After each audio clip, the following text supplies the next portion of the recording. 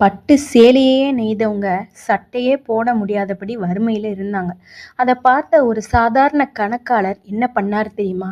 அவரு பின்னாட்கள்ல பெரிய முதலாளியா மாறினார். அது எப்படி நடந்ததுன்னு தெரியுமா? ஒரு சின்ன ஜவுளி நிறுவனத்துல ஒருத்தர் அந்த காலத்துல வேலை பார்த்துட்டு இருந்தாரு.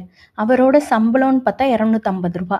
அந்த ரூ. 250ல ஒரு ரூ. 20 போக்குவரத்து செலவு வச்சுட்டு, மீதி 230 அப்படியே கொண்டு போய் அம்மாக்கு குடும்ப செலவுக்காக குடுத்துருவாரு. இதுதான் அவரோட வாழ்க்கையோட ரொட்டீனாவே இருந்துட்டு இருந்துச்சு. ஒரு நாள் இவர் வேலை பார்க்குற இடத்துல ஒண்ண நோட் பண்றாரு. அதாவது கஷ்டப்பட்டு நெய்றாங்க இல்லையா?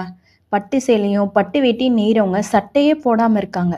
அது மட்டும் இல்லாம பிரேக் டைம்ல குடுப்பாங்கல்ல டீ, வடை அப்படிங்கிற எந்த சலுகையுமே கிடையாது.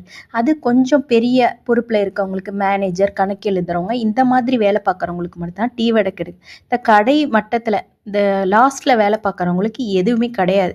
அவங்க 2 பீடி இழுத்துட்டு வருவாங்க. சட்டையே இல்லாம இருப்பாங்க. வந்து பிரேக் டைம்ல பீடி இழுத்துட்டு வந்து வேலை பார்க்க ஆரம்பிச்சுருவாங்க. இப்படியே தான் அவங்க போயிட்டு இத பார்த்து அவருக்கு கொஞ்சம் மனசு கஷ்டமா இருக்கு.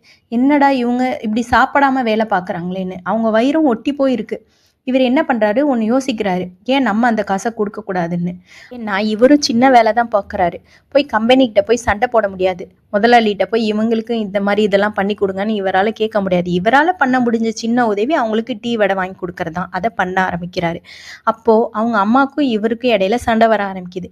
"நீ என்ன அவ்வளோ பெரிய வள்ளலா? நீயே குறைஞ்ச சம்பளத்துல தானே வேலை பார்க்குற.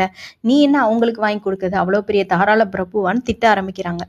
ஸோ இவர் ஒரு முடிவு பண்றாரு. என்னன்னா, இவர் போக்குவரத்து செலவுக்குன்னு வச்சிருக்காரு இல்லையா காசு, அத அம்மாட்ட குடுத்துறாரு. "இந்தாம்மா உனக்கு இந்த ரூ. 20 ரூ. 30 தானே இடிக்குது. இந்தா காச வச்சுக்க. எனக்கு நான் சைக்கிள்லயே போயிட்டு வரேன்னு" சொல்லி முடிவு பண்றாரு.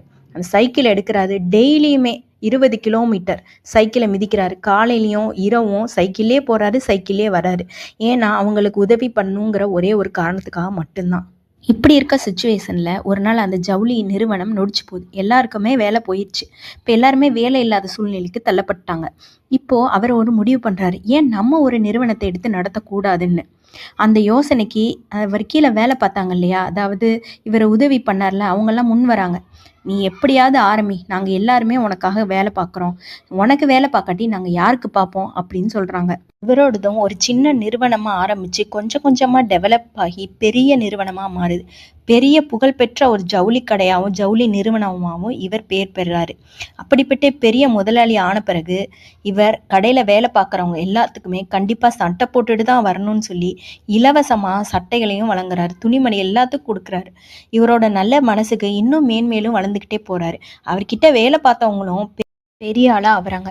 அவர் தானும் வாழ்றாரு, மத்தவங்களையும் வாழ வைக்கிறாரு. உதவி செய்யறதுக்கு பெரிய பணக்காரனா தான் இருக்கணும்னு அவசியம் இல்ல. நல்ல மனசு இருந்தாலே போதும்.